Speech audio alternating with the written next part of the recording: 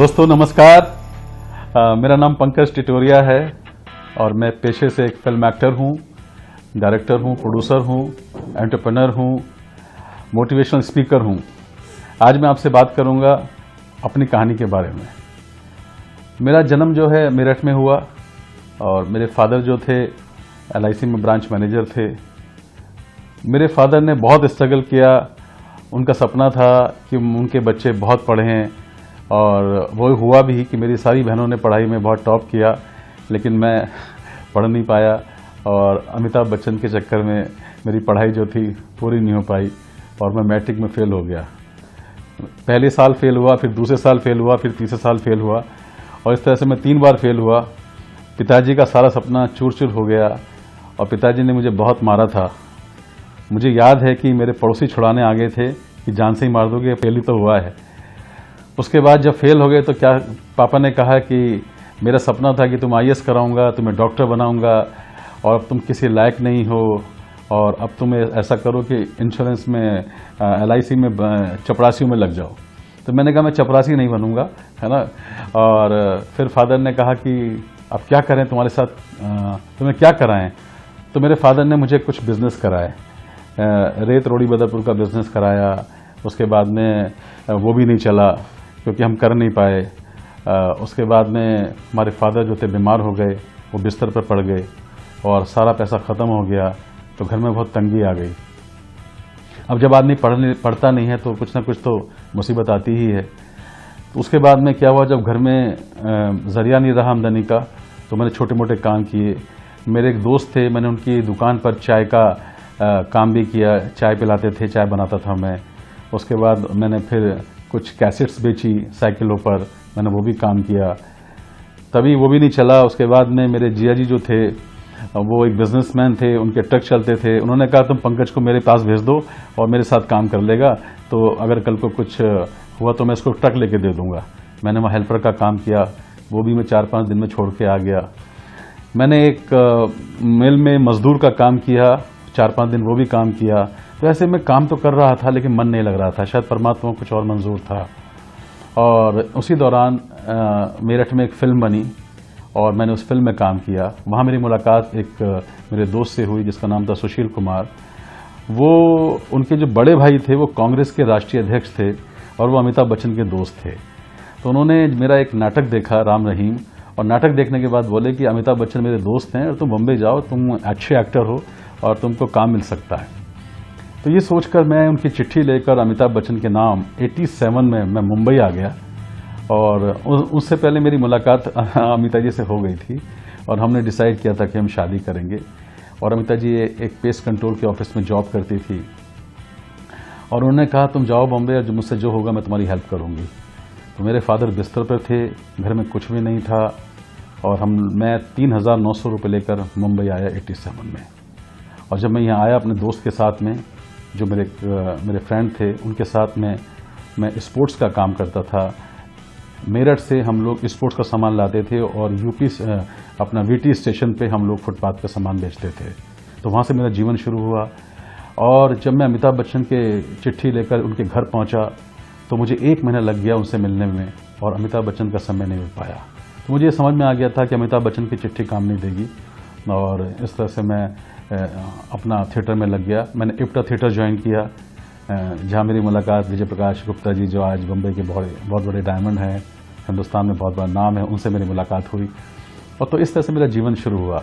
आपको बताना चाहूँगा कि जब मैं मुंबई आया था बड़े बड़े सपने लेकर, मैं हकलाता था, अपना नाम भी नहीं बोल पाता था। पता नहीं कैसे मैं एक्टर बनने आ गया था। अंदर ही विश्वास था, क्योंकि मैं एक छोटा सा एक्टिंग स्कूल चलाता था मेरठ में, तो मुझे ये विश्वास था कि मैं कैमरे के सामने नहीं हकलाऊँगा।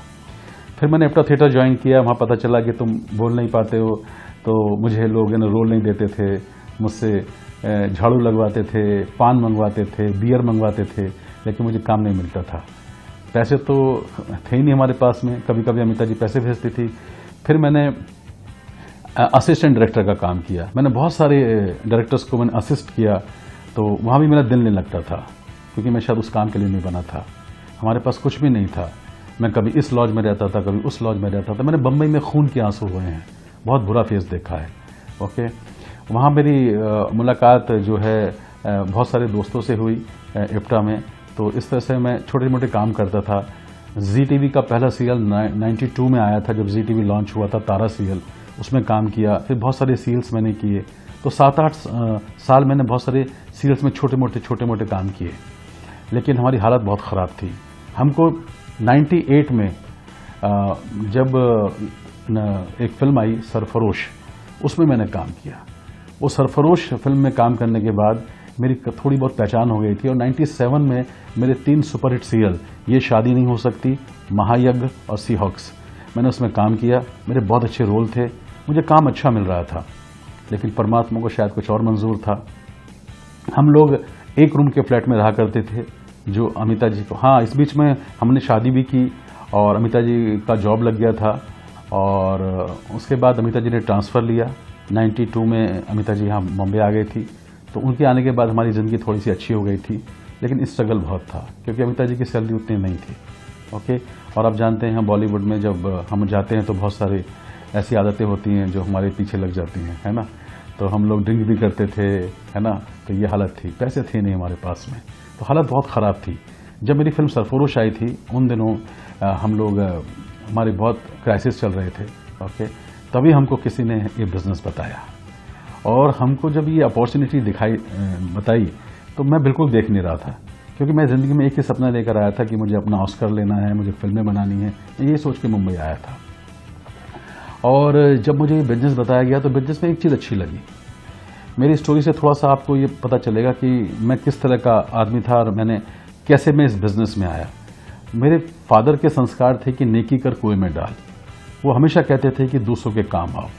वो नेचर मेरी थी। जहाँ भी मैं यहाँ काम करता था, फिल्म दुनिया में एक्टिंग करता था, तो मैं अपने दोस्तों को रिकमेंड करता था।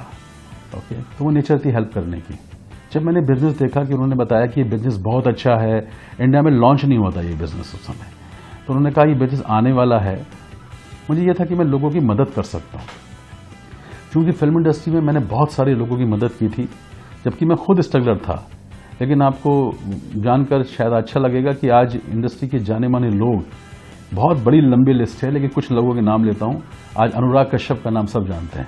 अनुराग कश्यप को मैं इंडस्ट्री में मैं निमित्त बना था उनका, मैं लेकर आया था उनको, शिवम नायर से मिलाया था। और अनूप सोनी जो क्राइम पेट्रोल में है, यशपाल शर्मा, ऐसे गोविंद नामदेव, ऐसे बहुत सारे लोग थे जिनको मैंने मदद की थी। तो जब मैंने कंसेप्ट देखा, तो मुझे एक चीज़ अच्छी लगी कि आप लोगों की मदद कर सकते हो। उसके बाद मैंने बहुत सारे लोगों को इस अपॉर्चुनिटी के बारे में बताया, और मैं सीरियस नहीं था। लेकिन मेरा टर्निंग पॉइंट तब बना कि जब मेरे मेंटोर, जिनकी वजह से आज मैं इस बिज़नेस में सक्सेसफुल हो पाया, वो हैं जिनका नाम मुझे लेते हुए बहुत गर्व होता है, सुधा कपूर जी एंड विनोद कपूर। उस लेडी को देखकर मैंने देखा वो स्पिरिचुअल लेडी हैं। ओके। तो वो मैं उनको रिलेट कर गया, और वो मेरे घर आई और उन्होंने कहा, पंकज तुम ये बिज़नेस में बहुत अच्छा कर सकते हो। और मैं उनको रिलेट तो कर गया था, पर मैंने ये नहीं सोचा था कि मैं बिज़नेस करूँगा। पर सुधा कपूर जी ने मेरी बहुत तारीफ़ की। उन दिनों मेरी आदतें अच्छी नहीं थी, लेकिन सुधा कपूर जी ने मेरे अंदर पता नहीं क्या देखा। उन्होंने कहा, पंकज तुम ये बिज़नेस करो, बहुत अच्छा बिज़नेस है और तुम लोगों के काम आ सकते हो। उन्होंने मुझे बहुत अप्रिशिएट किया। दोस्तों, मैं बताना चाहूँगा कि मेरी ज़िंदगी का टर्निंग पॉइंट ये बना कि जब लाइफ में हम कुछ भी नहीं थे, सब ताने मारते थे, मेरे घर वाले, मेरी बहनें, मेरे जीजा जी, दोस्त, सब लोगों से मैं ठुकराया जा चुका था। हमारे पास कुछ भी नहीं था। जब मेरे फादर बिस्तर पे थे, तो मैं अपनी किडनी बेचने के लिए इश्तिहार देने गया था, क्योंकि उनके इलाज के लिए पैसे नहीं थे। और मेरे पिताजी पैसे की कमी के कारण दुनिया से चले गए। तो हमारे लाइफ में कुछ भी अच्छा नहीं हो रहा था। सिर्फ मैं और अमिता जी थे, और काम भी नहीं मिल रहा था। ऐसा कुछ थोड़ा बहुत काम मिला था, और मैं थोड़ा सा चर्चित भी हो गया था। मुझे अजीज़ मिर्ज़ा जो शाहरुख खान के पार्टनर हैं, उनका एक सीरियल भी मिला मुझे। पर जब मैंने ये बिज़नेस देखा, और मुझे विश्वास हो गया, सुधा जी ने ये विश्वास दिलाया कि पंकज तुम्हारे खुद की मूवी बन सकती है, तुम्हारा सपना जो है ऑस्कर लेने का पूरा हो सकता है। तो इस तरह से मैं इस बिज़नेस में उन पर विश्वास करके, मेरी अपलाइन थी, उनसे मिला मैं। सुमित एंड तान्या बहादुर जो हिंदुस्तान की बहुत बड़ी शख्सियत हैं, जब उनसे मिला, उन्होंने पैट कॉफमैन से मिलाया, और उनसे मिलकर ये विश्वास हो गया कि तुम बहुत बड़ा पैसा कमा सकते हो और अपनी खुद की फिल्म बना सकते हो। तब सुधा जी मेरे घर पर आई, मेरे ड्रीम निकाले, और उन्होंने कहा, पंकज तुम्हारी फिल्म बनाने का सपना पूरा हो सकता है। तो इस तरह से उन्होंने मुझे विश्वास दिलाया, और मैंने कहा सुधा जी अगर ये सच हो सकता है तो मैं करूँगा। और मैं इस बिज़नेस में मैं कूद पड़ा। मैंने इस बिज़नेस को स्टार्ट किया। हमारे पास पैसे नहीं थे इतने, लेकिन हमने इसको स्टार्ट कर दिया था। अमिता जी शुरू में बहुत नेगेटिव थी इस बिज़नेस के लिए, क्योंकि वो ये जानते थे कि पंकज तुम इमोशनल हो, तुम लोगों के बहकावे में आ जाते हो, लोग तुम्हें बेवकूफ़ बना देते हैं, कभी तुम कुछ करते हो, कभी तुम कुछ करते हो। कभी मैंने अमिता जी का जेवर किसी को दे दिया गिरवी रखने के लिए, कभी उनकी चैन दे दी, कभी मैंने घड़ी दे दी। इस तरह से मैं काम करता था। अमिता जी को बिल्कुल विश्वास नहीं था कि मैं ये बिज़नेस कर पाऊंगा। लेकिन सुधा जी को पता नहीं कहाँ से विश्वास हो गया। कहते हैं ना, आप क्या हैं ये आप जानते हैं, मगर आप क्या बन सकते हैं आपका गुरु जानता है। तो उन्होंने मेरे अंदर क्या चीज़ देखी और मदद करने लगी। और एक मीटिंग के अंदर एक 9% की मीटिंग चल रही थी, और वहाँ पर सुधा जी ने, उस समय मेरी आदत थी ड्रिंक करने की, और अमिता जी बहुत परेशान थी। कभी कभी ड्रिंक में ऐसा भी हुआ कि घर में क्लेश हो गया, बहुत कुछ हुआ। तो अमिता जी कहती थी सुधा जी से, शायद तुमने गलत आदमी को चुन लिया है, ये आदमी कभी कुछ नहीं करता था, और अब मैंने इसको शादी भी इसलिए की थी कि ये इंसान अच्छा है, लेकिन अब ये शराब में जा चुका है और आप इसमें मेहनत बेकार कर रहे हो। सुधा जी बोलती थी अमिता जी को, तुम चिंता मत करो, मुझे पता है, मुझे सब मालूम है, मुझे क्या कर रहे हो। तुम देखना पंकज एक बहुत बड़ा आदमी बनेगा, पंकज को लोग सुनने आएंगे, टिकट लेके सुनने आएंगे, और देखना इस शहंशाह की औलाद है। तो हमेशा ऐसे बोलती थी। और एक 9% की मीटिंग चल रही थी, वहाँ पर सुधा जी ने एक ट्रिक अपनाई। सुधा जी ने सबके सामने अनाउंस किया कि तुम सबको जानकर बहुत अच्छा लगेगा कि पंकज टिटोरिया ने आज कसम खाई है कि वो कभी शराब नहीं पिएगा। और ऐसे करके मैंने कहा, अरे ये क्या बोल दिया, अच्छा मेरे साथ ट्रिक कर रहे हो, मैं तो रात को ही पीने वाला हूँ, क्योंकि पार्टी थी रात को। लेकिन जब मैं स्टेज से उतरा तो उन्होंने, सब लोगों ने कहा, अरे हमने भी छोड़ दिया आज से, हम भी कसम खाते हैं, क्योंकि मोटिवेट हो गए थे मुझसे। किसी ने बोला मैंने सिगरेट छोड़ दी, किसी ने बोला मैं तंबाकू छोड़ दिया, मैं जर्दा नहीं खाऊंगा आज से। तो मुझे कुछ अच्छा लगा कि तो कुछ है, मैंने तो छोड़ी भी नहीं थी, लेकिन कुछ अच्छा लगा। तो दोस्तों, जो गुरु होता है ना, आपका मेंटोर होता है, वो जानता है कि आपके साथ क्या व्यवहार करना है।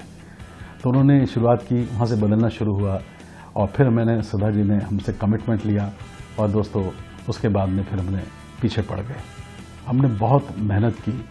हमने सुधा जी से कहा, सुधा जी ने कहा, देखो पहले पंकज, तुम्हें जो तुम्हारी बुराइयां हैं, ओके, वो बुराइयां तुम्हें छोड़ दो, और मैं तुमको बताऊंगी तुम कैसे सफल हो सकते हो।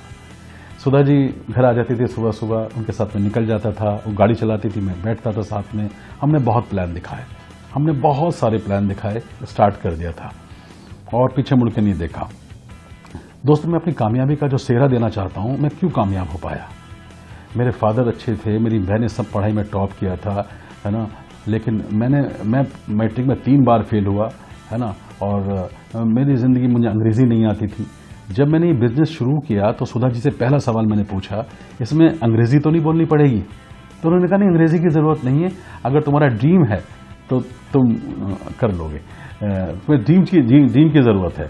तो इस तरह से हमने जो हमारे सपने थे, हमने सब उनको लिखवाए। वो घर पे आई, हमारे ड्रीम की उन्होंने पूजा की कि ये तुम्हें सब मिलने वाला है।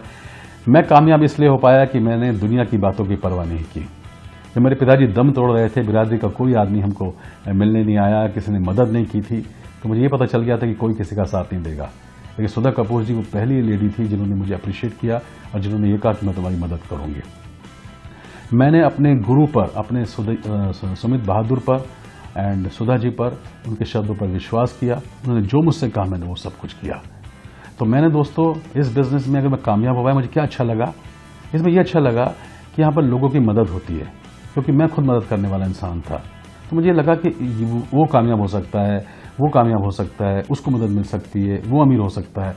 मैं अपने पर फोकस करके इस बिज़नेस में नहीं आया था। मैंने लाया था शुरू में कि मैं लोगों को लाऊंगा, भीड़ इकट्ठी कर दूंगा। लेकिन जैसे जैसे लोग आते गए, मैं सीखता चला गया और हम लोग इस बिज़नेस में कामयाब होते चले गए। दोस्तों, ये जो बिज़नेस है, ये बिज़नेस दुनिया में मेरे हिसाब से ये सबसे अच्छा काम है। क्यों अच्छा काम है? पहली बात, इस बिज़नेस में, एमवे बिज़नेस में झूठ बोला तो नहीं चलेगा। इसमें झूठ नहीं बोलना है, और सुधा जी ने पहले मुझे सिखाया था कि झूठ नहीं बोलना, है ना। दूसरी बात, लोगों की जितना मदद करोगे तो ये बिज़नेस होता है। हमारी टीम में जब मेरी टीम बन रही थी तो सब तरह के लोग आए। मुझे अंग्रेज़ी नहीं आती थी, मगर मेरी टीम में डॉक्टर्स आ रहे थे। सुधा जी ने मुझे अंग्रेज़ी कैसेट दे दी, कुछ समझ में नहीं आया, लेकिन वो सुनता था। सेमिनार होते थे, मीटिंग्स होती थी, उसमें जाते थे। एक बड़ा फंक्शन आया था, हमारे पास पैसे नहीं थे, अमिताभ जी का जेवर गिरवी रखकर हमने वो फंक्शन अटेंड किया था, क्योंकि पैसे नहीं थे। तो जितने लोग भी आज नए इस बिजनेस में आते हैं वो कामयाब नहीं हो पाते हैं या कैसे बिजनेस करेंगे, आप हमारी स्टोरी सुन सकते हैं कि हमारे पास कुछ भी नहीं था, ना पढ़ाई लिखाई थी, ना पैसे थे, बस हमने संकल्प ले लिया था कि हम क्विट नहीं करेंगे। और जब हम सुमित बहादुर से मिले थे तो सुमित बहादुर को तो हमें पता ही नहीं था कि कौन है, हम तो सुधा जी को जानते थे, है ना। उन्होंने अप्रिशिएट किया और सुमित जी ने मुझसे मिलने के बाद सुधा जी से कहा था इस लड़के पर फोकस करो, ये बहुत अच्छा काम करेगा। तो हमारी अपलाइन मेंटोर का हमारे अंदर विश्वास था बहुत ज़्यादा, हमने उस विश्वास को कम नहीं होने दिया। तो दोस्तों हमने सीखा, जो हमारी अपलाइन ने बता दिया कि आपको ये करना है, हमने वो किया। हमारे पास पैसे नहीं थे, बस प्रोडक्ट्स हमें महंगे लगते थे, क्योंकि हम उनके जब रेट देखते थे 400 रुपये 500 रुपये, तो हमें लगता था ये तो कोई यूज़ ही नहीं करेगा। हमने ट्रेनिंग अटेंड की, हमने कॉस्ट पर यूज़ देखा, कोई 2 महीने, कोई 3 महीने, कोई 4 महीने, कोई 5 महीने, कोई 6 महीने प्रोडक्ट चलते थे। तो प्रोडक्ट महंगे का सवाल ही नहीं था, तो हमने प्रोडक्ट की बहुत ट्रेनिंग ली। और मैंने सुधा जी से ये कह दिया था कि आज के बाद तो मैं सोने नहीं दूंगा, मैं जिस चीज़ के पीछे पड़ता हूँ ना वो काम घबराता है, मैं नहीं घबराता। उन्होंने कहा देखेंगे, मैंने कहा देखेंगे नहीं, मैं दिखा दूंगा तुमको। और दोस्तों मैंने सबसे ज़्यादा अपनी अपलाइन को यूज़ किया। जब सुधा जी को लेके जाता था, सुधा जी प्लान दिखाती थी हमारे लिए। जब लोग कहते थे, मना करते थे, मैंने कहा इसको सुधा जी की वैल्यू नहीं है और मुझे पता है सुधा जी कौन है हमारे लिए। तो मैंने कहा सुधा जी अब मैं खुद प्लान दिखाऊंगा। मेरा बिजनेस उस दिन से चला जिस दिन से मैंने खुद का प्लान दिखाना स्टार्ट किया। दोस्तों रेस्ट ऑफ हिस्ट्री, ये बिजनेस में हमने बहुत मेहनत करके हम यहाँ तक पहुँचे। लेकिन दोस्तों मैं आपको ये कहना चाहूँगा कि इस बिजनेस में आज मेरे लिए क्या है। आज मेरे पूरी फैमिली, मेरे बच्चे सिंगर हैं, दोनों बिटिया सिंगर है, मेरा बेटा आयुष्मान सिंगर है, मेरे दामाद सिंगर हैं, वो अपना ड्रीम परस्यू कर रहे हैं। आज वो अपने इस बिजनेस से क्या दे पाए, पैसे की तो बात नहीं करूंगा, इतनी पैसा तो ठीक है, घर बन गए, वो फार्म हाउस के लिए ज़मीन ले ली, ये ले लिया, गाड़ी ले ली, वो नहीं। पैसा इस बिजनेस से मुझे मिला अमिताभ जी के साथ मेरे अच्छे संबंध, जो मैं एक अच्छा इंसान बन पाया। आज मेरी टीम में हज़ारों लोगों ने शराब छोड़ी, सिगरेट छोड़ा, ये सबसे खुशी की बात है। मैं अपने बच्चों को वो प्लेटफॉर्म दे पाया जो ज़िंदगी में कुछ करना चाहते थे। आज हमारे बच्चे बॉलीवुड में अपनी किस्मत आजमा रहे हैं, अच्छा काम कर रहे हैं सब लोग। दोस्तों आज कोविड के बाद में ये बिजनेस ज़्यादा तेज़ी से बढ़ रहा है। ये बिजनेस में आज बहुत सारे लोगों को हम एक रोजगार दे पाए। पंकज टिटोरिया जो मैट्रिक में 3 बार फेल हुआ, जो किसी लायक नहीं था, जिसे नालायक बोलते थे, नकारा बोलते थे, कोई गटर का कीड़ा बोलता था, मैंने भिखारी की कतार में बैठकर भी खाना खाया है, वो भी दिन था बम्बई में। तो मैंने बहुत दुख देखा। लेकिन जब आज इस बिजनेस में मेरे मम्मी पापा स्वर्ग से बैठे देखते होंगे तो आज उन्हें पता चलता है कि आज उनका बेटा जो किसी लायक नहीं था, वो आज हज़ारों डॉक्टर्स को, चार्टर्ड अकाउंटेंट को, IAS ऑफिसर को बिजनेस पढ़ाता है। तो आज हमारी टीम में, आज हमारी बहुत बड़ी टीम है, लाखों की टीम है और हम बहुत सक्सेसफुल हैं परमात्मा की कृपा से। All credit goes to my great upline Sudha ji, Vinod ji and Sumit Antania Bahadur. Sumit Antania Bahadur जैसा इंसान पूरी दुनिया में मैंने नहीं देखा। उन्होंने हमारी गलतियों को माफ़ किया। हमने बहुत गलतियां की लेकिन उन्होंने हमको मदद किया, हमारी गलतियों को भूल गए। आज हम जो भी कुछ हैं हम लोग इसी बदौलत हैं, इसकी वजह से हम काम कर रहे हैं। आज कोविड के बाद, जब कोविड में दुनिया परेशान थी, आपको बताना चाहूँगा लोगों की सैलरी आधी हो गई, लोगों के पैसे चले गए, रोडपति करोड़पति जो थे वो रोड पे आ गए, सब कुछ खत्म हो गया, पर हमारी इनकम आ रही थी। तो आज हम हज़ारों लोगों को रोजगार दे पा रहे हैं, जो मोदी जी काम नहीं कर पाए। आई एम सॉरी टू से, मोदी जी बहुत अच्छा काम कर रहे हैं, मैं देख रहा हूँ। तो ऐसे हज़ारों लोगों को आज हम मदद करने का जरिया बन पाए। तो दोस्तों ये बिजनेस जो है धरती पे स्वर्ग है मेरे लिए। ये बिजनेस आपकी ज़िंदगी बदल सकता है, आपके ख़ानदान की कुंडली पलट सकता है, अगर प्रोवाइडेड आपने इसको तरीके से एमवे जो गाइडेड प्रोग्राम है, जो एंटरप्रेन्योरशिप, उसको अगर आपने फॉलो किया, आपने अपलाइन के सिद्धांतों पे चले, ईमानदारी से अपने काम किया, तो दुनिया की कोई ताकत नहीं जो आपको ये बिजनेस करने से रोक सके। आज हमारी टीम में कितने सारे एमरल्ड्स हैं, कितने प्लैटिनम्स हैं, कितने फाउंडर प्लैटिनम्स हैं। आज हमारी टीम में 6-7 डायमंड्स हैं। आज हमारी टीम में साइंटिस्ट डायमंड है, कोई एक वॉचमैन थे और वो बिजनेसमैन बने, वो डायमंड्स हैं। हमारे पास इंजीनियर्स हैं, एक कॉर्पोरेट ट्रेनर हैं, हमारे पास में बहुत बड़ी टीम है। तो माय डियर फ्रेंड्स, मैं यही कहूँगा कि इस बिजनेस को समझ के कीजिए। आज लोग तरस रहे हैं, लोग ढूंढ रहे हैं, अपॉर्चुनिटीज़ ढूंढ रहे हैं। ये मेरी स्टोरी है कि मैंने आपके सामने मैं बैठा हूँ, मैंने कोई रॉकेट साइंस कुछ नहीं किया, ऐसा काम नहीं किया जो आप नहीं कर सकते हैं। आप सब कुछ ये बिजनेस कर सकते हैं, बस सिंपल एक डिसीजन की देर है। आप डिसीजन लीजिए, इस बिजनेस को समझिए और आप जिंदगी में जो चाहते हैं वो सपने पूरे हो सकते हैं। और लास्ट में एक बात कहूँगा, जिंदगी में जो परमात्मा सपने देता है वो उसका सपने होते हैं। आप कभी भी घबराना नहीं और अपने ड्रीम कभी किसी को चुराने मत देना। आपके खानदान के पहले करोड़पति आप इस बिजनेस के थ्रू बन सकते हैं अगर आपने सही तरीके से बिजनेस किया। हम धन्य हैं कि हमारे जीवन में परमात्मा ने सुधा जी, विनोद जी, सुमित जी, तान्या जी और ये बिजनेस दिया। हम शत नमन करते हैं उस रिचली वॉस और JVNL को जिसने एक आम इंसान के लिए एक ऐसा प्लेटफॉर्म बनाया जो हर जगह यहाँ पर कोई भी आदमी सफल हो सकता है। तो wish you all the best. अब मैं आपकी अपनी पत्नी को मैं देना चाहूँगा, क्योंकि यही है वो जिनकी वजह से आज मैं आपके सामने जिंदा हूँ, ये कह सकता हूँ, क्योंकि मैं डायबिटिक होने के कारण मेरी ज़िंदगी ख़त्म हो चुकी थी, मगर इन्होंने हमारा जीवन बचाया। तो here is my beautiful wife Amita ji. Hello friends, नमस्कार आपको। मैं अपनी रैली शुरू करने से पहले परम पिता परमात्मा का शुक्रिया अदा करना चाहूँगी, जिसकी वजह से हमें एक ऐसा प्लेटफॉर्म मिला जहाँ पर हम अपने बारे में कुछ बता सकते हैं। और मेरा नाम अमिता टिटोरिया है और मैं गवर्नमेंट जॉब में हूँ और जॉब के साथ साथ अपने हस्बैंड मिस्टर पंकज टिटोरिया को फुल तहे दिल से इस बिज़नेस में सपोर्ट कर रही हूँ। और जो हमारी जर्नी रही है, ये बिज़नेस हमने क्यों किया, क्या हमें इसकी ज़रूरत पड़ी और हमें किस प्रकार हम इस बिज़नेस को कर पाए। तो सबसे पहले तो मैं बिलोंग करती हूँ देहरादून से। मेरा education and born and brought up मैं देहरादून से हूँ और बहुत अच्छी बिजनेसमैन मेरे फादर रहे हैं। लेकिन हम लोग जब बड़े हो रहे थे तो बहुत सारे हमारे बिजनेसेस ख़त्म हुए, तो हमने दोनों फेज़ देखे हैं, बहुत सारा पैसा भी देखा है और हमने गरीबी भी देखी है। और मैं जब 13 साल की थी, मैं तब से कुछ ना कुछ करने लगी, अपने फादर के बिजनेस में सपोर्ट करने लगी। और जब मैं 10th क्लास में आई तो 10th क्लास के साथ साथ मैं अपनी पॉकेट मनी अर्न करती थी और ट्यूशन्स पढ़ा करके मैं अपनी स्कूल की फ़ीस देती थी। तो ये मेरी लाइफ की शुरुआत थी। लेकिन मुझे पढ़ाई से बहुत लगाव था और मैं मेहनत करते करते मैंने अपना ग्रेजुएशन पूरा किया, बहुत सारी नौकरियां की और नौकरियों के साथ साथ फिर मैं अपना दिन भर पढ़ाई भी करती थी और नौकरी भी करती थी। और करीब 1987 में पंकज जी से मुलाकात हुई और जब हमारी मुलाकात हुई तो फिर हमारा एक ऐसा कमिटमेंट हुआ कि हम लोग शादी करेंगे। और जब हमने 1989 में शादी की तो तब बड़ा अच्छा लगा कि भाई चलो शादी हो गई, हमारी 4 साल हो गए। जब मैंने अपने ससुराल के घर में एंट्री की तो तब मुझे पता लगा रियलिटी की कितना स्ट्रगल है इनकी लाइफ में। और उस घर में पैसे नहीं थे, कोई नौकरी करने वाला नहीं था।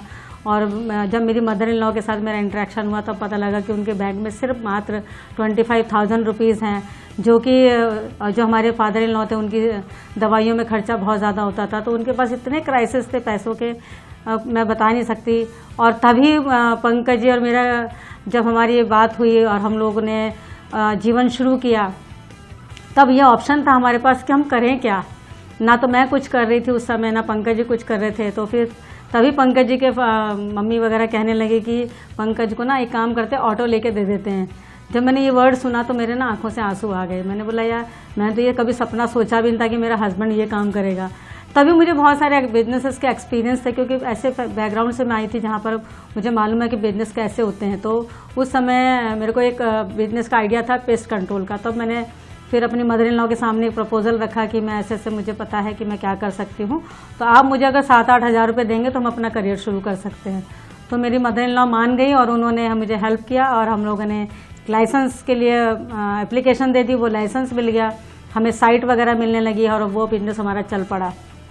लेकिन कहते हैं एक आपका प्लान होता है, एक परमात्मा का प्लान होता है।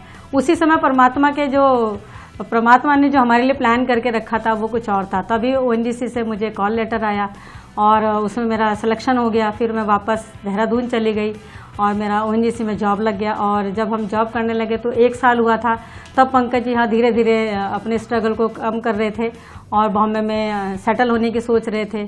तो फिर भगवान ने हमारे लिए एक और बेस्ट प्लान रखा था कि हम लोग देहरादून से बॉम्बे आ सकते हैं। और फिर मैंने एप्लीकेशन दी और मेरा 1 साल का जब से प्रोबेशन पीरियड ख़त्म हुआ तो मुझे मौका मिला कि मैं ट्रांसफ़र के लिए अप्लाई कर सकती हूँ। और ट्रांसफ़र मैंने अप्लाई किया और थैंक गॉड मुझे मेरा ट्रांसफ़र एक्सेप्ट हो गया और मैं बॉम्बे आ गई 1991 में।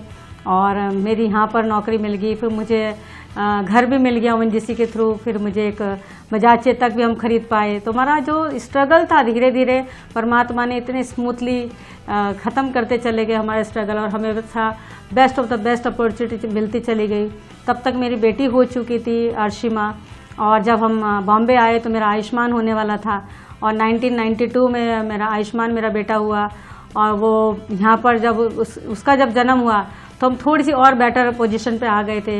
हमारे पास घर था, हमारे पास स्कूटर था, ताकि हम अपना स्ट्रगल कर सकते थे। पंकज जी अपनी शूटिंग के लिए स्ट्रगल कर सकते थे। करते करते मौका हुआ, फिर बच्चे थोड़े बड़े हो रहे थे, जो हमारी सैलरी थी वो पूरी नहीं हो पा रही थी। तो ऐसा लग रहा था कि हम क्या करें। थोड़े थोड़े कर्जे उठाते थे हम लोग कि जैसे हमारे फैमिली में कोई फंक्शन है, और वो फंक्शन को पूरा करने के लिए हम कहाँ से पैसा लाएं। तो मैं लोन्स ले लेती थी ऑफिस से। करते करते कुछ लाख रुपया हमारे पास 4-5 लाख रुपए का कर्जा हो गया।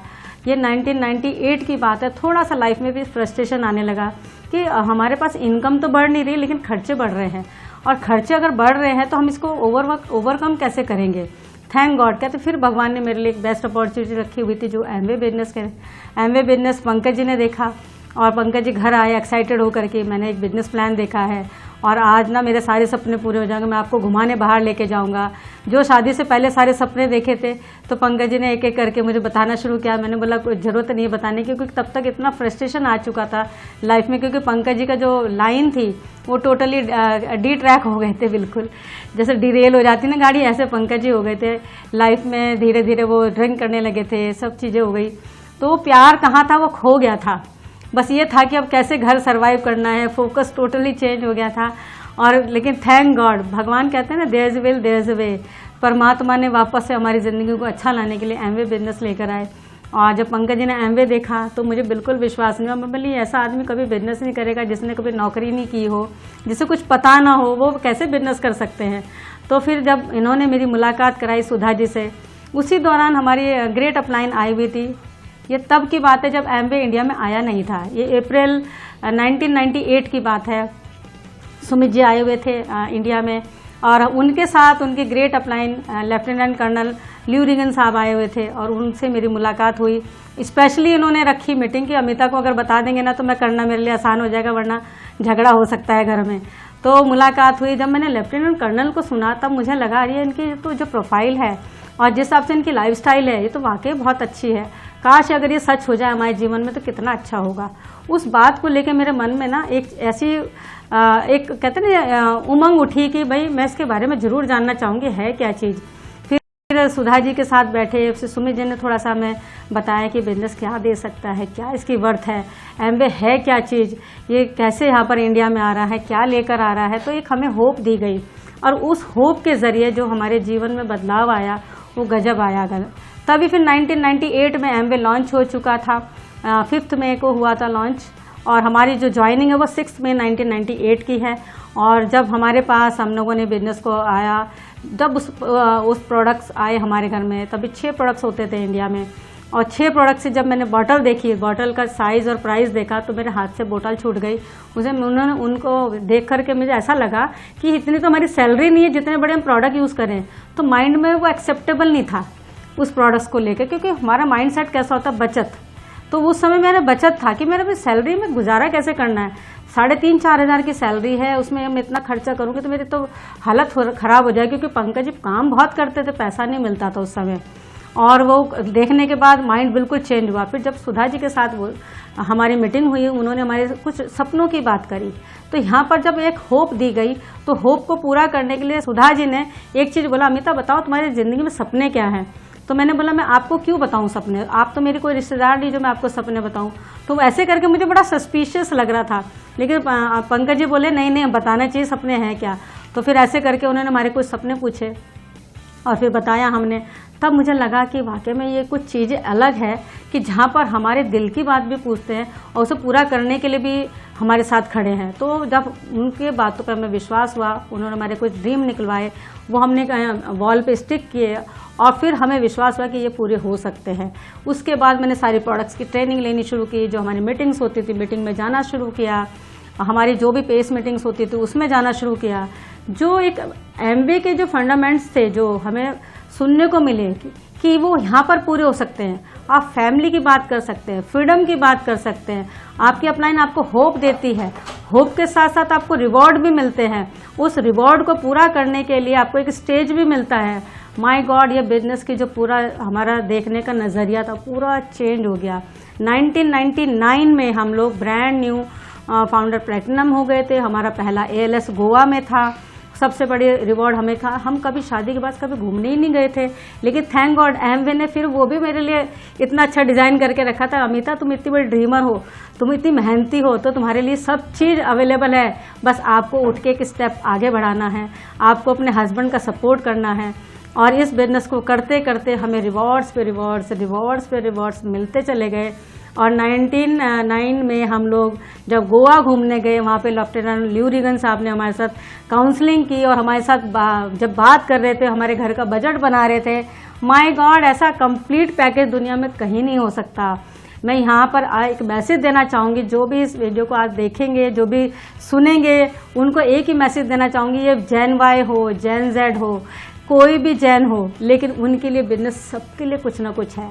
इस बिजनेस में इमोशनल ड्रीम और आपकी मेंटरशिप जो प्रोग्राम है, आपका एजुकेशन सिस्टम है, जो गुरुकुल एमवे एंटरप्राइज जो आपको एम्पावरमेंट एजुकेशन का जो सिस्टम शुरू हुआ है, उसके साथ अगर हम जुड़ गए, आपको सारे प्रोडक्ट्स की जानकारी मिलेगी। बिजनेस कैसे करना वो पता लगेगा, ड्रीम कैसे पूरा करते वो पता लगेगा, इंटरनेशनल ट्रिप कैसे होते वो पता लगेगा। हम सारी ज़िंदगी स्ट्रगल करते हैं सिर्फ अपने सपनों को पूरा करने के लिए, लेकिन हम सपने पूरे नहीं कर पाते। हम सिर्फ रोटी कपड़ा मकान में रह जाते उलझ के। ड्रीम क्या होती है कोई नहीं जानता। लेडीज़ हमेशा जब शादी करके अपने ससुराल में जाती है ना, बहुत सारे सपनों की पोटली लेके जाती है, लेकिन वो कभी खोल नहीं पाती उस पोटली को, क्योंकि कोई किसी की ताकत नहीं है कि लेडीज़ के कोई सपने पूरा कर सके। लेकिन थैंक गॉड एमवे बिजनेस एक ऐसा है जहाँ पर हस्बैंड वाइफ के ड्रीम पूछे जाते हैं, मेंटरशिप प्रोग्राम मिलता है, जहाँ पर हमें सुमित जी तानिया जी ने बहुत सारे सपने दिखाए, वो सब पूरा करने का रास्ता दिखाया, हमें हेल्प किया एमवे का व्हीकल। और लेकिन हमें जो फ्यूल मिला है वो हमारी अपलाइन से मिला है, और हम उनकी गाड़ी में सवार होकर चलते चले गए और सारे सपने पूरे हो गए। आज करीब 24 साल हो गए, हमें इतने सारे हमें ट्रिप्स मिले हैं, इतने रिवॉर्ड्स मिले हैं। मेरे दोनों प्यारे बच्चे इसी बिजनेस के साथ साथ बड़े हुए हैं। थर्ड बेबी मेरा एमवे बिजनेस रहा है। मैंने दोनों छोटे बच्चों के साथ अपने इस एमवे बिजनेस को भी बड़ा किया और अपने बच्चों को भी बड़ा किया। बच्चे बड़े हो गए, बिजनेस भी बड़ा हो गया, बच्चों की शादी हो गई, और हमारे बिजनेस में डायमंड्स हो रहे हैं, एमरल्ड्स हो रहे हैं। तो यानी यहाँ भी शादियाँ हो रही है, धूमधाम मच रहा है। आज हमारी टीम में इतना ग्रेट मोमेंटम है बिकॉज ऑफ दिस बिजनेस। कहने का मतलब सिर्फ यही है कि एक कपल डिसीजन लेता है, लाखों की ज़िंदगी बदलता है। अगर हम एक आदमी अगर डिसीजन लेने से चूक जाता है तो बहुत सारे लोगों की ज़िंदगी में रोशनी होने से रुक जाती है। तो मेरी आपसे एक ही चीज़ है कहने के लिए कि इस बिजनेस को अगर आ रहे हो तो पूरे सोच समझ के साथ, तहे दिल से अपना करके अपने बच्चों की तरह इस बिजनेस को नर्चर करना, जो इसकी ज़रूरतें हैं उसको पूरा करना। हर लेडी का धर्म है कि वो अपने हस्बैंड के साथ खड़ी होकर के इस बिजनेस में आगे आए और अपने सपनों को आगे रखे, जिससे आपको मोटिवेशन मिले और आप हजारों लेडीज़ का सहारा बन सके। क्योंकि आज का जो एरा है वुमेन एंटरप्रेन्योरशिप का है, वुमेन का है, सब कुछ आपको मिल सकता है। Thanks to Amway, thank you so much, God bless you.